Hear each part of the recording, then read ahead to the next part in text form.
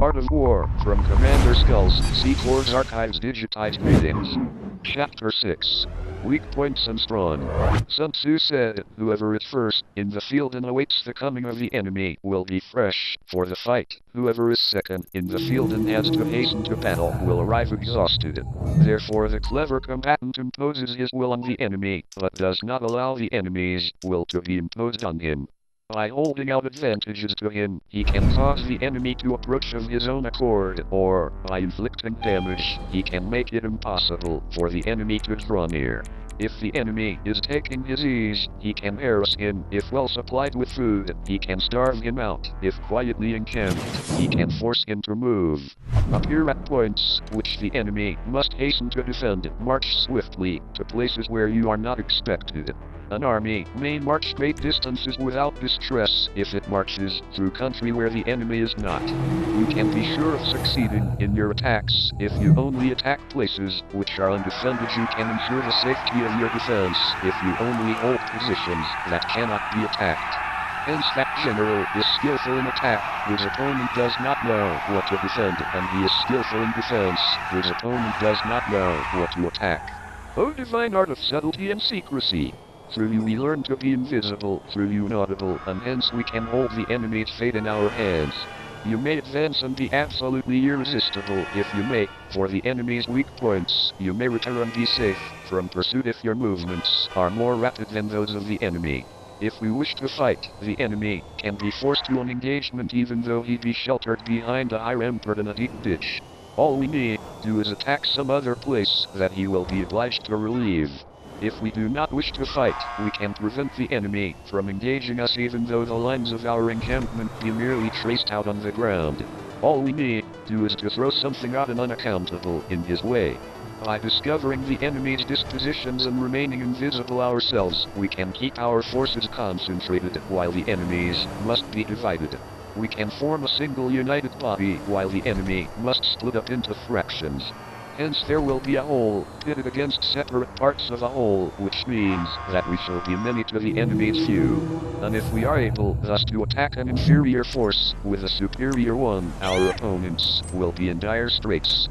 The spot where we intend to fight must not be made known, for then the enemy will have to prepare against a possible attack at several different points, and his forces, being thus distributed in many directions, Hello, Pegasus the numbers Lifestyle we shall Management. have How to can I face help at any you? given point will be proportionately Great. few. The aircraft If is the waiting for enemy you at our strengthens nearest his van, airfield. he will We weaken trust his you'll be rear. happy, sir. Should he strengthen his rear, he will weaken his van. Should he strengthen his left, he will weaken his right. Should he strengthen his right, he will weaken his left. If he sends reinforcements everywhere, he will everywhere be weak. Numerical weakness comes from having to prepare against possible attacks. Numerical strength from compelling our adversary to make these preparations against us. Knowing the place and the time of the coming battle, we may concentrate from the greatest distances in order to fight. But if neither time nor place be known, then the left wing will be impotent to succor the right equally impotent to succor the left, the van unable to relieve the rear, or the rear to support the van. How much more so if the furthest portions of the army are anything under 100 li apart, and even the nearest are separated by several li. Though according to my estimate the soldiers of you exceed our own in number, that shall advantage them nothing in the matter of victory. I say then that victory can be achieved. Though the enemy be stronger in numbers, we may prevent him from fighting. Scheme so as to discover his plans and the likelihood of their success. Rouse him and learn the principle of his activity or inactivity. Force him to reveal himself so as to find out his vulnerable spots. Carefully compare the opposing army with your own, so that you may know where strength is superabundant and where it is deficient. In making tactical dispositions, the highest pitch you can attain is to conceal them. Conceal your dispositions, and you will be safe from the prying of the subtlest spies, from the machinations of the wisest brains. How victory may be produced for them out of the enemy's own tactics, that is what the multitude cannot comprehend.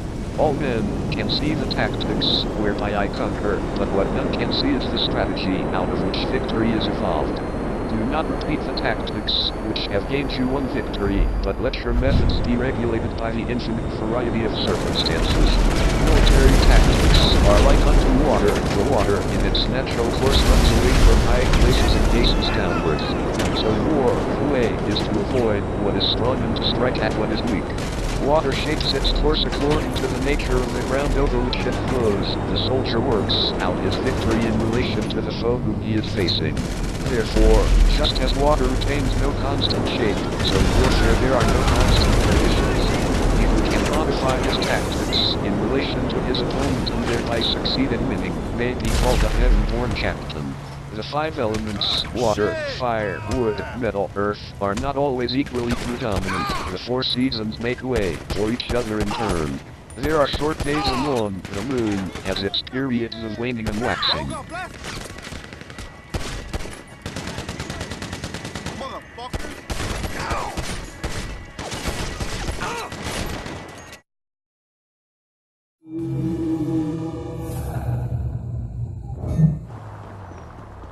Good God!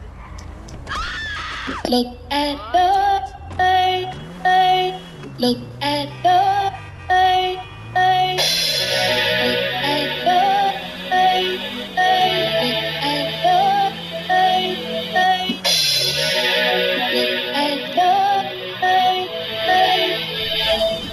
Yo, this is the beat that rocks your street. Yo, this is the beat that rocks your street. The Skullz Elite.